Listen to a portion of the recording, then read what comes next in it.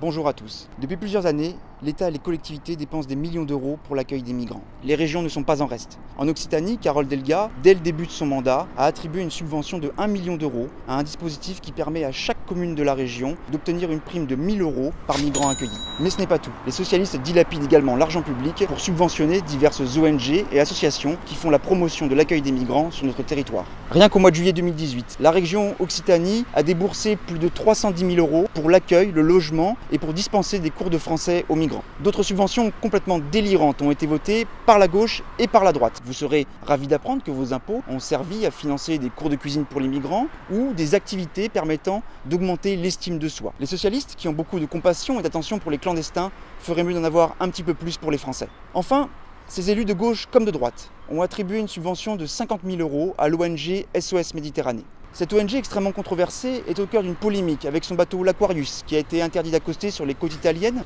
et qui est accusé de complicité avec les passeurs, ces esclavagistes des temps modernes. Face à cette gauche destructrice et cette droite complice, nous, élus du Rassemblement national, avons été les seuls à nous opposer à cette dérive immigrationniste.